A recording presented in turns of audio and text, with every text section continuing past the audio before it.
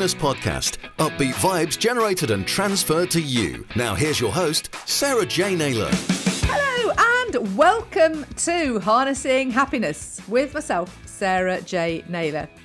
Thank you, as always, for stopping by and listening to my podcast. It's fabulous to have you all as my listeners. Today, I have a special guest for you by the name of Craig Evans, who I first met, I think it was about 3 years ago, wasn't it, Craig? Something like that. But I'm going to hand over to Craig to introduce himself, and he can tell you all about what he does, and then we will crack on with the conversation because, there's lots to discuss. So over to you, Craig. Please do introduce yourself to my fabulous listeners. Right then, my name is Craig Evans, and I run coastal foraging courses all over the West Wales coast, bringing people from all over the world and showing them all about our local wildlife and what you can eat, what you can't eat, the environment, the geology. Basically, I have a whale of a time, and I think my customers do as well. Well, that's how we met, wasn't it? My office manager actually booked me onto one of your foraging courses, as we were just saying, I think about 3 years ago now. And it really is it's just such an amazing way to spend the day, whether you're sort of on your own or whether you're in a couple or whether you're with a family or you have groups of people. And can you just sort of expand on what the whole day involves when they come out foraging with you, Craig? Yeah, I'll just run through a short précis of what happens. I meet the group. We have an introduction. We talk about the tides, how it works, about the local history and some safety aspects. And then we go and do the good stuff. So we go to, say, a beach or a woodland, and we find flavourings for what we're going to cook with. Generally things like wild garlic and some vegetables that live on the seashore. Sea radish or rock samphire, things like that.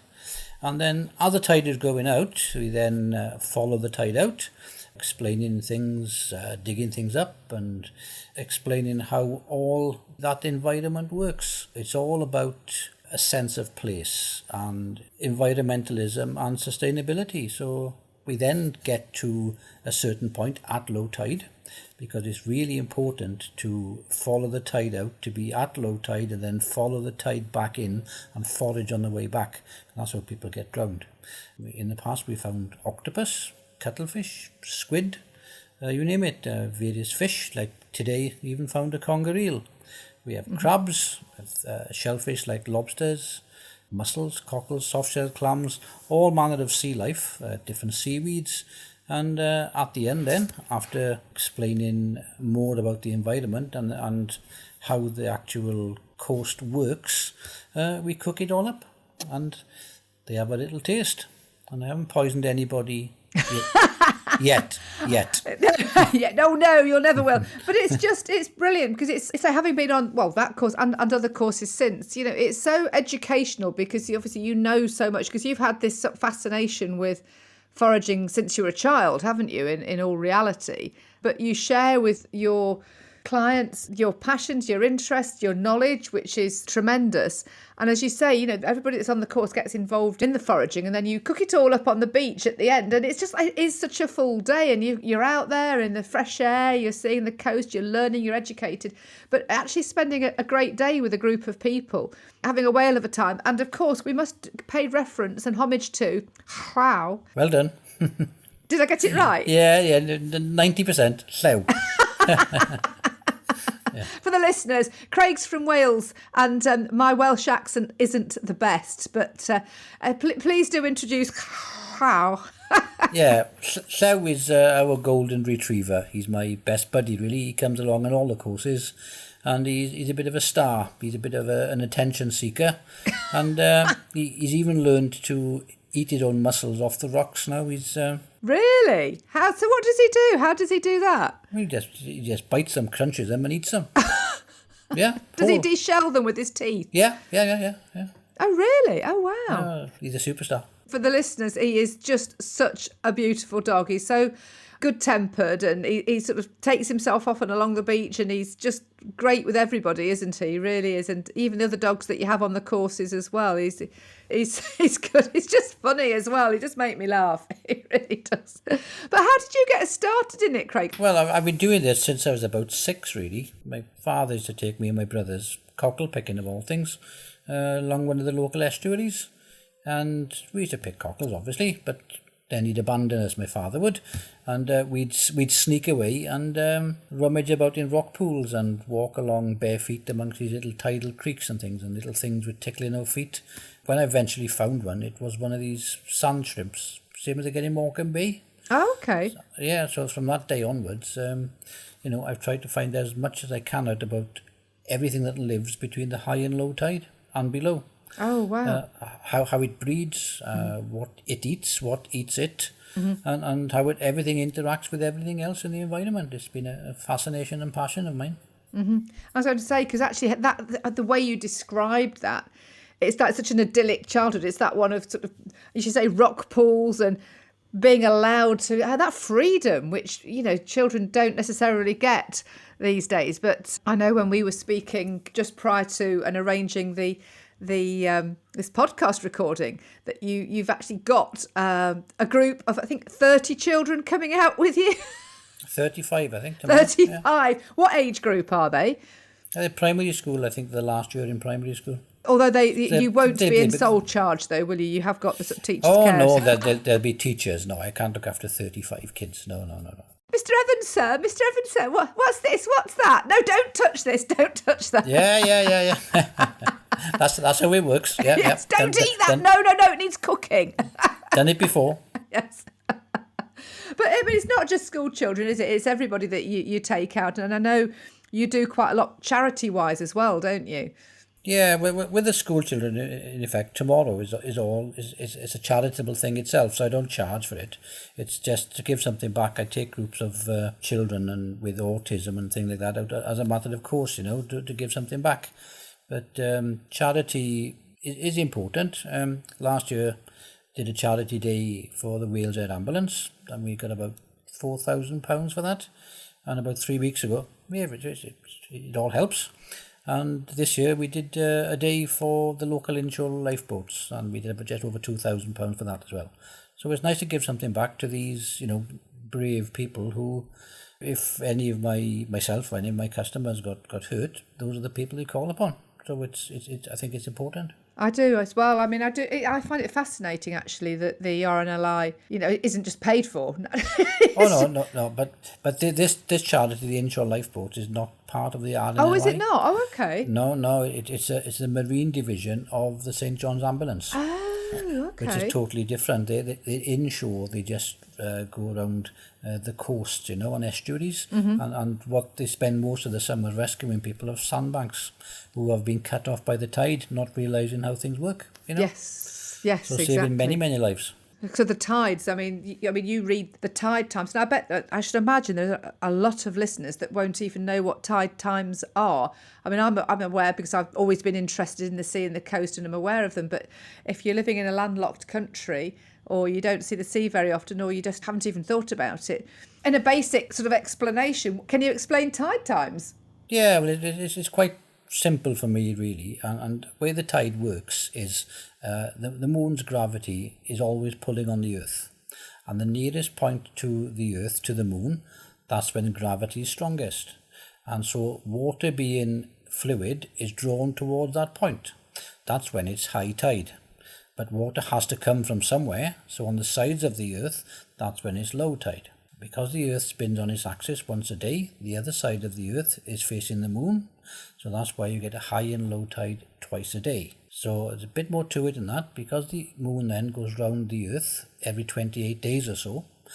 The same point of the Earth as it spins is at a different position, so the high tide varies by about 40 minutes a day. Oh, right, okay. And this can be predicted many years in advance. Because of this, this is why I run my courses like 7-8 days on and 7-8 days off. So when the tide doesn't go out far enough, what we call neap tides, the shellfish beds are not uncovered. So that's when I plan my holidays and do my admin and go and see people. So really, I'm a bit like a werewolf. I'm governed by the moon. Really. Yeah. But it's lovely, isn't it, that you are actually working in rhythm with nature, that going with the sort of the flows and the natural rhythms, because that's really, because we're all part of nature, really, aren't we? And it's about sort of falling in flow with that. And for the listeners, Craig was previously, well, he could expand himself, but was previously in the RAF, weren't you, originally? And then... Yeah, I'll give you a rough précis of that. It's, I left school at 17 and I was in the RAF as a weapons engineer for 12 odd years till I was 30. I left that to work in insurance for about a year. And then after that, I worked for a high street bank for about 17 years. I left that through stress, as many people do. And then I bought myself a 40-acre woodland. And I managed that on a commercial basis. And this woodland, it was called a plantation on ancient woodland site. And what that means is the Forestry Commission, in their wisdom back in the 50s, cut down all the native trees and the oaks and planted conifers. So I bought it when the conifers are nearly fully grown. So I cut down most of the conifers as a business to make products from them. And I replanted the whole site with 28,000 native broadleaves to put it back as it should have been, many, many years ago. And sold that to environmentalists, and here I am. I mean, that's Easy. just amazing what you did with that woodland. I mean, it's shocking. I mean, there's just something so special when you go into ancient woodland, and to do what they did. And we need to preserve the woodlands sort of globally, crikey, for so many different reasons. The reasons are umpteen, aren't they? From the trees themselves to the carbon dioxide, the oxygen, all the exchange, and the wildlife and the energy that they generate as well. I mean, I just find them magical. Yeah, it is. Everything's interrelated, from the fungi to, keeping water locked on the land, stopping it being run off, causing floods. There's all sorts of issues and benefits, yeah. But I always feel so at peace when I'm in a nice woodland. When we've been foraging and when we go into... It's only literally just off the shore, isn't it, where you take... Yeah, that part, yeah, that's literally, 100 metres or so. Yeah. Easy. But it's lovely. It's got a real nice energy. And you were just talking about the fungi, and you sort of identify... Well, obviously, you've got to be careful what you do forage on the sort of the fungi and mushroom front. But just identify, just being in that sort of energy, and that wild garlic you referred to earlier as well that grows in woodland. And it's just powerful stuff. So, yeah, I mean... banking, as you say, you got into, but it was so stressful you came out of it. That's after buying the woodland, and then you obviously set up all the foraging. But is it 3 or 4 years since you've had the foraging business, Craig? Oh, it's about 4.5, I think. Craig has got a YouTube channel, Coastal Foraging with Craig Evans. How many subscribers have you got now, Craig? I haven't published a YouTube video for about a year now, but I used to publish on a regular basis, and it's up to about 101,000, something like that, subscribers. I think you're overdue a video then. Yeah, but my issue is I don't have anybody to film and edit it for me. Oh, crikey! That's the issue. I'd love to do more videos. So what? Because you used to have somebody that videoed and recorded for you on a regular basis, and that's just obviously parted ways. And now we need to put a call out then. Anybody who's listening. Who wants to video and film in South Wales. Yeah, and edit. Yes, video edit as well. Yeah, this is what actually Pete, the producer, who will be listening to this as he edits it, he's getting involved in video as well. But yes, you definitely need someone. You can't be videoing yourself very easily when you're doing the foraging, can you? We definitely need to call out on that front then, Craig, because you do so much good work, and I know so many people follow you and enjoy your videos. So we need more of that happening, because Craig does all sorts of other things as well, and he's forever sort of getting involved with national treasures is all I can say in the UK. Well, I won't say the people as national treasures, but I've been fortunate enough in the last 6 months to be on national TV 3 times. The first one was with Dame Mary Berry back last December, and then back in February did a show with Michael Portillo on the Great Coastal Rail Journeys, and most recently in the latest series it was called Best of Britain by the Sea with Ainsley, Harriott and Grace Dent. But I was the first article in the first episode, which was broadcast about 5 weeks ago, and I've been very fortunate, apart from other things. That's good. Yes, and you sort of have Joanna Lumley popping up on a regular basis with you as well. It seems that way as well. Yeah, but in fairness, Joanna is a really kind, gracious person, and she helps out in some of the charity work, which gives a bit of impetus to the charity itself. And thanks to her, that's why we've raised so much.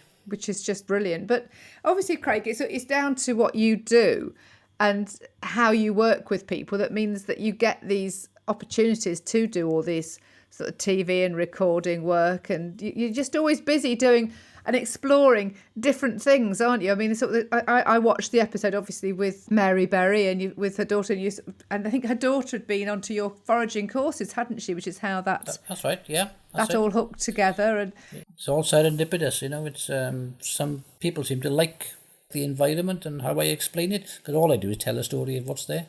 Is that simple? I mean, I know how I feel about it, but what do your clients and people talk to you about, when they come out? What is the general sort of consensus, about them coming out and doing the courses, and what is it they get from it? What's the kind of feedback you get, Craig? I'm really curious. Well, what I do first of all when I meet a group is I ask them individually, as part of a group, why they're there. And I ask them, are you interested in foraging? Is it food? Is it wildlife? Is it seaweeds? Is it marine biology? Whatever. And depending on the consensus then, that's how I run my course. Where I take them and whatever. I try and tailor make the course to what they want. But at the end of it, I'm pleased to say that all my TripAdvisor reviews have been 5-star.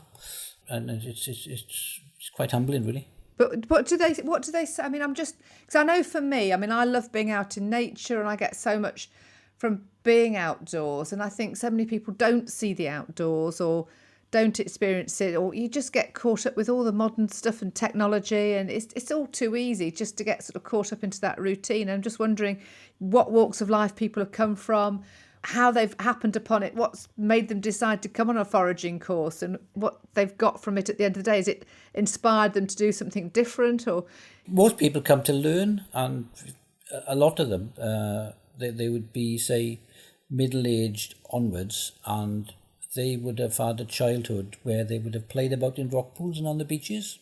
So they've always wanted to know more about what it is, because it's a fascinating area, with so much diversity.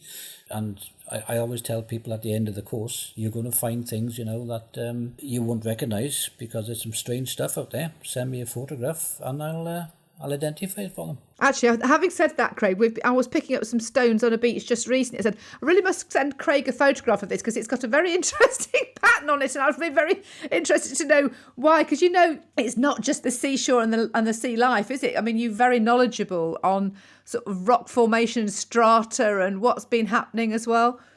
Yeah, it's a whole environment. I mean, the thing is, 10,000 years ago, the sea level on the UK and the world was about 200 metres lower than what it was. There was an awful lot more land, and on that land there were trees and forests and swamps, and all that's been, it's been put underwater. So our shores now are really very, very recent. Oh, really? Oh, I didn't realise that. Yeah. You could have walked across to France and to Ireland, and the Severn Estuary wasn't there. It was one big river delta. Oh, wow. Oh, I didn't realise that. So it's just, we're gradually sinking. Is that because of all the climate change? Not really. No. There's lots of reasons for water level change, and most of them is to do with the tilt of the Earth. Oh, okay. And if the Earth tilts towards the sun a bit more, there's more energy, and that's what melted the last ice caps. And when it's tilted away a bit, that's what causes the ice age. So it's a bit of a wobble. We don't want to be wobbling too much then. We don't want to be wobbling too much. No. Because when you walk along the seashore, the formations in the rocks, and as I remember you pointing out to me, it's like, well, that's where these were trees, and that really, and there's just, and that was this, and that was that, and yeah, it's fascinating. There's so much to be learned. But you predominantly work in South Wales, don't you? But there's been times when we've been sort of in communication via various social media channels, and that you've been jetting off somewhere else to do a bit of foraging in sort of other countries. So how different is it when you fly off somewhere else and forage on their coasts to it is when you're in the UK? Well, it's a fascinating learning curve, because the thing is, the environments are different. It's warmer for a start. The tides aren't as big. Recently been to Mauritius, and that was tropical. The Indian Ocean. I think I've been to Lanzarote 3 times this year to explore the rock pools and the sea life there, with a view of maybe running some coastal foraging courses. Oh, cool. It was really interesting with various sponges and sea life and different species of crabs and fish and anemones and all this type of thing. But from a foraging perspective, not that much there to eat. Oh, really? Why is that? Well, the thing is that obviously they're volcanic islands, and then the tidal range there is only about 6 feet. So whereas in South Wales, in the Bristol Channel in particular, it has the second highest tidal range in the world, which can be up towards, say, the Seven Bridges, between high and low tide as much as 46 feet. Only the Bay of Fundy in Canada has a greater range. Goodness, So- why is that then, Craig? What is it what is so special about South Wales? There's reasons for everything. Because the way the Earth spins on its axis, the tide always comes in from the west. And the Bristol Channel in particular, we've got Pembrokeshire, and then across toward England you've got Devon and Cornwall, and the actual channel goes up in a funnel shape towards Bristol and Gloucester that way. So as the tide comes in, the water's got nowhere to go apart from up. As progressively as you go up the Bristol Channel, you get a higher and higher tidal range because of the water movement. Okay, well, see, there's always plenty to learn. When you talk to Craig, there's always stuff that you have no clue about, you find out about. But that's the beauty of going on the courses. It's just magical, really, because the day starts, it's all obviously tidal depending on, but you usually sort of start the courses, mid-morning? It all depends. No, it's always about 3.5 hours before low tide. And at the run of my first, say I do 7 days on the trot, you find that the first one I start, say, at 8:15 in the morning, and the last one starts at about 2 o'clock in the afternoon, because the tide changes by about 40 minutes every day. Ah, of course. Yeah, it's a full day. If you go out with Craig, it's a full day. Whenever you start, it's a full... And it's exciting. What I have to say is that you sort of get a bit addicted, because as you're showing the clients and the people... I mean, as I say, I've been along a few shorelines now with you, but you can't but help go, oh, wonder if there's one of those down there. Oh.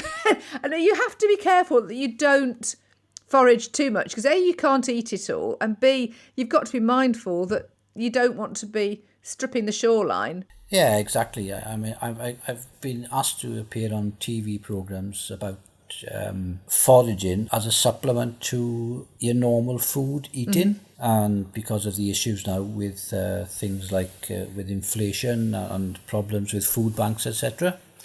But the thing is, I've declined that, because if everybody did that, there'd soon be nothing left. Yes. If there was only 100,000 people living in the UK, fine. That's how things used to work thousands of years ago. But it's not going to work. There's not enough there to do it. So sustainability is key. And if you go out to, just for argument's sake, picking cockles anywhere like Morecambe Bay or the Wash or something like that, you should never take more for your immediate needs that day. And if you are going out, make sure that you conform to the local bylaws, because there are seasons and size limits and dangers of the tides and muds and all sorts of things. So vital. You're exactly right. And one thing that sort of strikes me, I think we overproduce food anyway, and there is so much waste. And I think if people understood how to cook and use what they've got, it's a massive subject, isn't it? But it's about taking more than you need, but you don't need as much as you think you need, and actually you can produce a huge amount from a small amount of vegetables and things like that. It can go a long way. Even just, I mean, apologies to any vegetarians, but I cooked a chicken the other day, and just to cook a whole chicken, it did 3 meals, myself, my partner and a friend, 3 meals, and then it created meat for another meal. There's still a bit of meat left, and there's still some bits for the cats. Got lots of veg, and we're growing in the garden ourselves. So there's so much you can actually do, and it doesn't need to cost you an arm and a leg.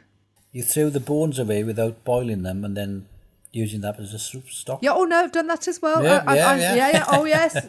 Yes, that's why the chicken came off. That's why there's the bits for the cat, because it went after we'd finished eating the bulk of it. It went in the slow cooker, and with some veg, created the stocks in the fridge. I need to make a soup with that, and the bones and the sort of the nasty bits have gone. But it's all about being thinking. I don't know about you, but I think that from all the fast food stuff from the 70s, it has made people less inclined to sort of use ingredients and cook, and you can do so much with so little. But Yeah. what I do is how people used to supplement their nutrition with maybe only 70 or 80 years ago. It's just been forgotten, that's all. And transport is much more available now. So the thing is, people that lived close to areas where they could forage, not just on the sea, but in the rivers, in the woods, or on the mountainside even, yeah, that's what they used to do. Absolutely. There's so many fruit trees and bushes around that you see. I mean, I see just in the local village, it just drops stuff to the ground and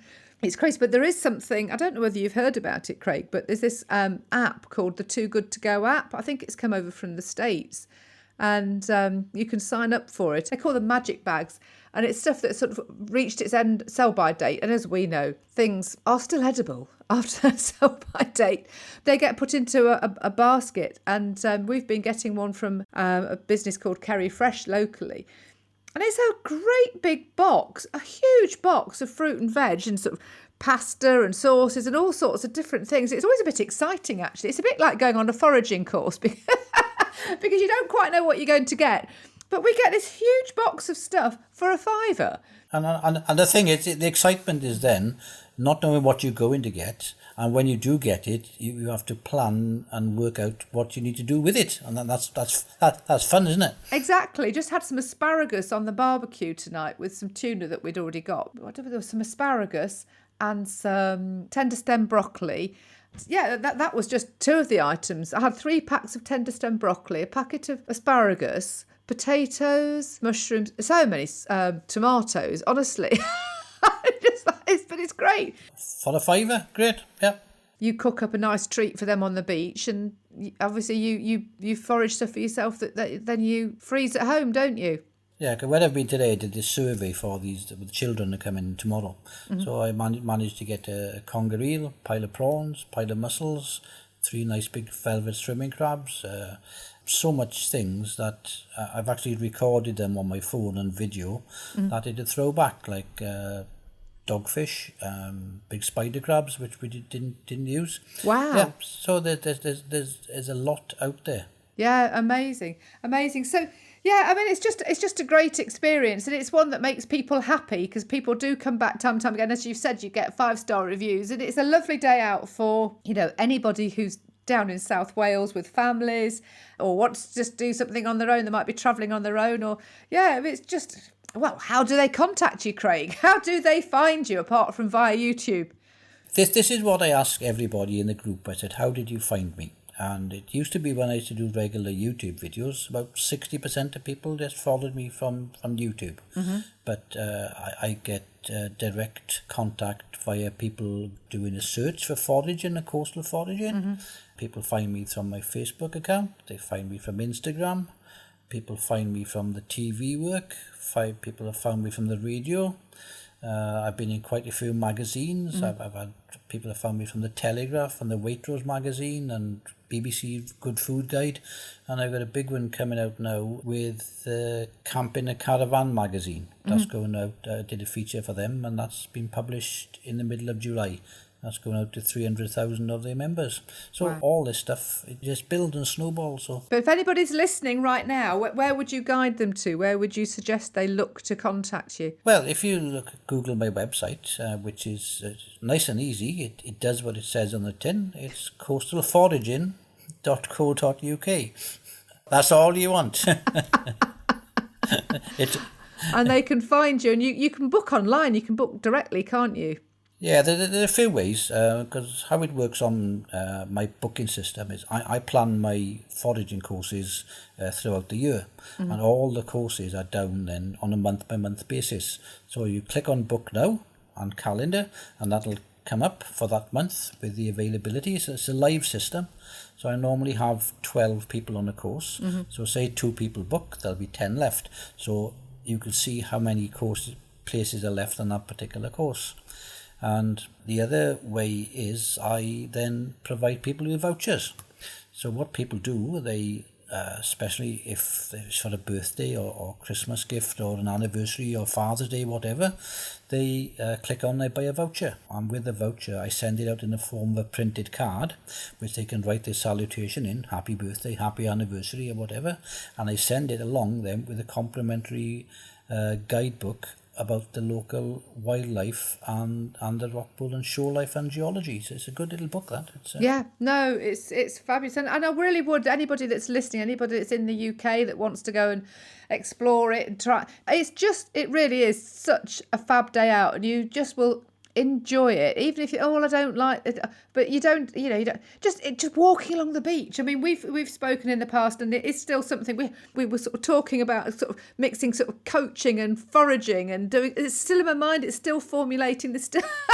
There's a way of doing something. It's just such a brilliant way to spend the day, just to be at one with nature, doing something that you wouldn't have done before. Really. Just being, actually, that's it, isn't it? It's just about just being. And, you'll be entertained by Craig and how. So, yeah, and a few dad jokes as well. Oh, yes. Craig is the king of dad jokes. There's always a good few dad jokes in there. But quite seriously, one of the kicks I get out of it, apart from teaching people how to identify, wherever they are in the country, where to look and find these things, is that children come along for free. Anybody under 17 don't pay. And it gives me great pleasure then when they can forage things. Let's say they're about 10 years old, whereas they're very finicky. They'd only eat chicken nuggets or whatever. They will eat the things from the sea which they found themselves, and they'll try and taste things. So it's great. What makes you happy? Well, obviously doing what you do makes you happy, but what top tips for happiness would you give the listeners? Well, from a perspective of what I do, I like to get out in the fresh air. I'm in control of what I do. It's up to me what I say and teach the people, because I have to try and understand where they're coming from and what they're looking to get out of it. I can teach them into any depth of the marine biology or whatever, or the history or the geology that they want to go to. So we have to tailor make that to the group. But at the end of the day, I always ask them, is it anything we've not seen that you wanted to see? And that type of thing. And I don't know about my customers, but I have a good time. Well, I think everybody that I've ever met that's been on one of your courses has always had a good time, Craig. So as I say, I highly recommend it if you're listening to this from somewhere in the world, because I've got listeners, Craig, from over 100 countries. So if anybody is planning a trip to the UK and wants to drop down to South Wales, it is one of the most beautiful places in the world. It really is. The beaches are out of this world, aren't they? It is the most beautiful place in the world. It is. Not one of, the most beautiful. Yeah, the. It is. And I don't understand, people head down to Cornwall and join all the throngs going down there, but going to South Wales is magical. There's a real magic energy about the place. It's one of my favourite places, as you can tell. Oh, anyway, thank you so much, Craig. Thank you so much for being a guest and sharing more about, obviously, your coastal foraging and a bit of your background, and what you offer and what you do. And I hope it's inspired people to sort of have a look a little bit closer at their own seashores, or to get in touch with you, or just to step out the front door and see nature. If anybody's got any questions about anything, foraging or coast related, drop me an email. I'm more than happy to answer that. Mm-hmm. What's your email address, Craig? It's info@coastalforaging.co.uk. Hey, that's nice and easy too. I like easy. Yay, nice and easy does it. Oh, that's brilliant. And so again, thank you very much, and thank you all for taking the time to listen. I hope you've been inspired, as I say, to go and look at your seashore and just look at what's on your doorstep. Go into the nature, go into the countryside and start questioning what these plants are and doing some investigation of your own, because it's very meditative as well. It's just being curious and stepping into some woodland as well. That's magical too. So thank you for listening. If you've enjoyed this episode, please do rate, review, subscribe, follow whatever you do from your platform. And until next time, thank you for listening. Have a great rest of the day, week, month, year, whatever it is, wherever you're listening. But there's always plenty of more episodes to come. But as I hope you've enjoyed this one. And thank you again. Take care. Thanks for listening to the Harnessing Happiness podcast with Sarah J Naylor. If you took value from the content, please follow the show on your podcast app. And to find out more about Sarah's ape mindset, visit sarahjnaylor.com.